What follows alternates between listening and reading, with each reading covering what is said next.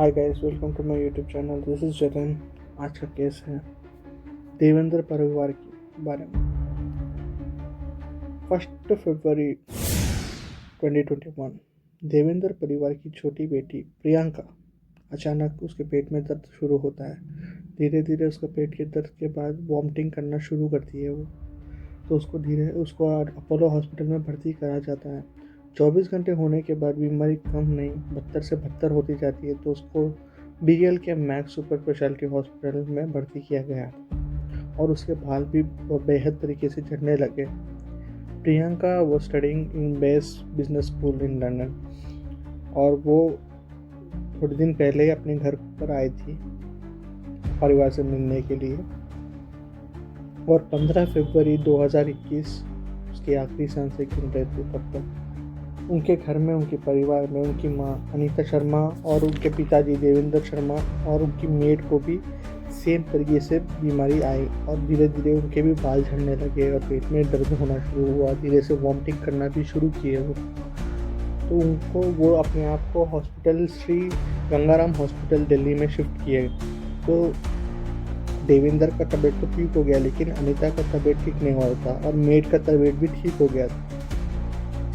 और सबको यही बीमारी आना और यही सब कुछ देखते हुए वो हॉस्पिटल के चेयरपर्सन श्री ब्रिजेश कोटिच, गंगाराम हॉस्पिटल के डायरेक्टर थे, उन्होंने हेवी मेटल टेस्ट कराया।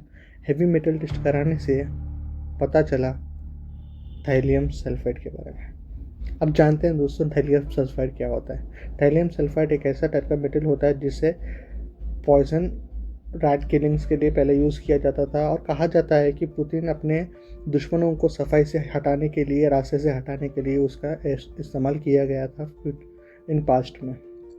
थैलियम सल्फाइड टेस्टलेस, कलरलेस और ऑर्डरलेस होता है।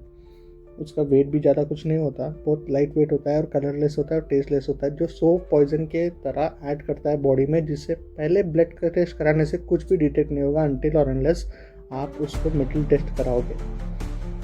तो देखते ही देखते ये सब का मीन्स अनीता को सीवियर अटैक आया था, फिर उनकी छोटी बेटी प्रियंका को और बड़ी बेटी दिव्या को भी धीरे धीरे वही सिम्टम्स स्टार्ट हुए। और देवेंद्र तो ठीक हो गया था और मेड भी ठीक हो गए थे, लेकिन अनीता और दिव्या को ज़्यादा हो गया इफेक्ट इसका। तो जानते हैं दिव्या का हस्बैंड वरुण अरोरा के बारे में। वरुण अरोरा एक वेल ऑफ फैमिली से बिलोंग करता था, जिनके बहुत सारे रियल एस्टेट के बिजनेस थे और उनके रेंटल इनकम में ही 4 लाख रुपया पर महीना आता था उनको। कहने को तो ये बहुत रिच परिवार से थे दिल्ली में। और Varun Arora also affected by shifting Gurugram hospital. Varun Arora को और दिव्या को भी सिम्टम्स आ रहे थे, तो इसका ध्यान रखिएगा। वरुण अरोरा को भी सिम्टम हुआ था, लेकिन 31 जनवरी एक दिन पहले, 31 जनवरी 2021 एक दिन पहले, जब प्रियंका शोड दिस सिम्टम्स और इंदरपुर न्यू दिल्ली में वरुण बासा फ्लैटफिश क्या स्टोरी है ये। फ्लैटफिश एक ऐसा तरह का फिश होता है जो सी में पाया जाता है। उसका करी, उसका फ्राई बना के उसने लेके आया था उसके परिवार को खिलाने के लिए। जब उसके 2 बेटे दिव्या के 2 बेटे ट्विंस थे, एक लड़का और एक लड़की, तो दोनों को दूध पिला दिया था उसने और बड़े चाव से वो अपने इन-लॉज के घर को आकर उसने अपने हाथों से फिश सर्व किया था सबके लिए।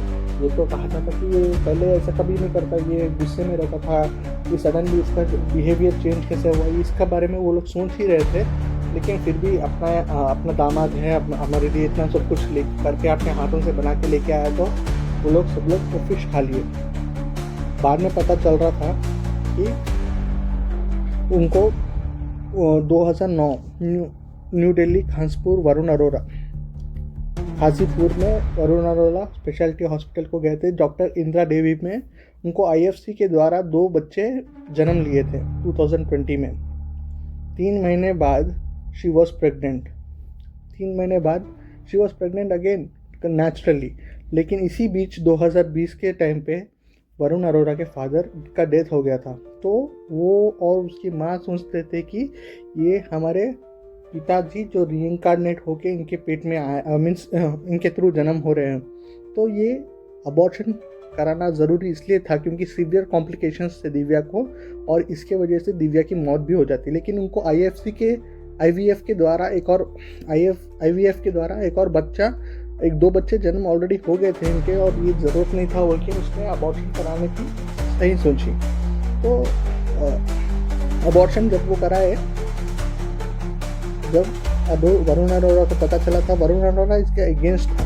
वरुण अरोड़ा के इन-लॉज जो थे, जो दिव्या के मदर एंड फादर थे, उनके थ्रू इसने ये दिव्या ने जाके अबॉर्शन कराया। अबॉर्शन कराने के बाद में वरुण अरोड़ा के मम्मी और वरुण अरोड़ा इसके एकदम खिलाफ हो गए थे। तो वरुण अरोड़ा सोचने लगा कि इसको कैसे तो भी ख़त्म करना है, इसलिए उसने थाईलियम के लिए पे किया था 25 ग्राम्स 22,000 उसके मदर के अकाउंट से पे किया, और थाईलियम ऑर्डर कर लिया। ऑर्डर करने का प्रोसीजर भी इतना आसान नहीं था और सबको नहीं दिया जाता था। थाईलियम बहुत ही रेयरली यूज़ करा जाता था, और ऑप्टिकल लेंसेज के लिए और थोड़े बहुत रैट किलिंग के वजह से होमोसाइड्स के केसेस बढ़ रहे थे, तो इसको टोटली बैन किया गया था। तो ऑप्टिकल लेंस के थ्रू धीरे से वो अपने परिवार में किसी का हॉस्पिटल था जो होम्योपैथी क्लिनिक के थे, उनके फेक डॉक्यूमेंट्स बनाकर उसने ऑर्डर किया थाईलियम टू एक कंपनी उनके मदर के अकाउंट से 22,000 का 25 ग्राम्स, और उसके बाद में थोड़े दिन के बाद में 13,440 रुपये का और एक 12 ग्राम्स ऑर्डर किया था। उसके मामा के घर, उसके घर भी नहीं, उसके मामा के घर टीटू बोल के उनके मेड के थ्रू वो जाके लेके कलेक्ट करके आया। ये सब होने के बाद में धीरे से उसने हेलियम जो है फिश के इसमें मिलाकर प्रियंका को बड़े बड़े पीस दे दिए थे। तो प्रियंका ने सबके लास्ट में खाया था और सबसे बड़ा पीस उसको मिल रहा था। दिव्या, अनीता और देवेंद्र थोड़ा थोड़ा खाए थे, लेकिन अनीता को ज़्यादा इफेक्ट हो गया था, जो प्रियंका की माँ और दिव्या की माँ है। देवेंद्र को थोड़ा सा और उनके मेड को थोड़ा सा इफेक्ट हुआ था। फिर थोड़े दिन के बाद में जब ये इन्वेस्टिगेशन शुरू हुआ था केस को फाइनलाइज करने के बाद में,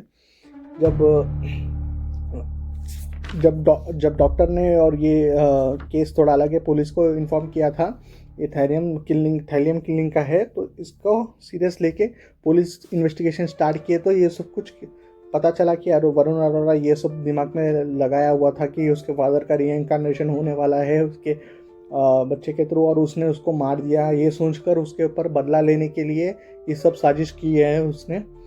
तो फिर ये केस उसके ऊपर फाइल किया गया। फिर बाद में ब्लड टेस्ट किया गया सबका, और सबका आई टेस्ट किया गया, हैंड पेन, जो थाईलियम का इफेक्ट्स है वो सब कुछ देखा गया। थाईलियम धीरे से बॉडी के अंदर जाके किडनी, ब्रेन, लिवर और ब्लड ड्रॉप्स में अब्सॉर्ब हो जाती है। अब्सॉर्ब होने के बाद में वो अपना जहर फैलना शुरू कर देती है ब्लड के थ्रू, क्योंकि ब्लड के थ्रू करने की वजह से ब्लड का टेस्ट कराने से कुछ रिजल्ट्स नहीं आता, इसको हैवी मेटल टेस्ट कराना पड़ता। तो ये सब कुछ होने के बाद में देखा गया। तो अब जैसे प्रियंका का डेथ हो गया, अनीता का डेथ हो गया, और दिव्या का कोमा में चले गई थी, और थोड़े दिन के बाद में उसका भी डेथ हो गया। 9 अप्रैल 2021 को उसका भी डेथ हो गया, सांस लेते लेते छोड़ दी थी। चार्जशीट फाइल की गई थी इसके ऊपर प्रोसिक्यूशन के triple murder charges, 2 attempt to murder और 5 count of administration of poisoning substance बोल के इसके ऊपर चार्ज लगा गया। लेकिन फिर भी प्रियंका का पोस्टमार्टम नहीं था, तो प्रियंका के ऊपर उसका मर्डर का चार्जेस नहीं लगाया गया। प्रियंका का रैबिस बोल के डेथ ड्यू टू रैबिस बोल के फाइनल किया गया था उसका ऑटोप्सी। तो फिर अभी ही is in Tihar jail still pending, उसका केस अभी भी पेंडिंग है, तिहाड़ जेल में है। जब आता है केस तो उसका पेंडिंग हो जाता है। लेकिन इससे हम लोग सीखना क्या है बोले तो, कोई और दुश्मन अपना नहीं हो सकता, जबकि घर में इतना बड़ा दुश्मन हो,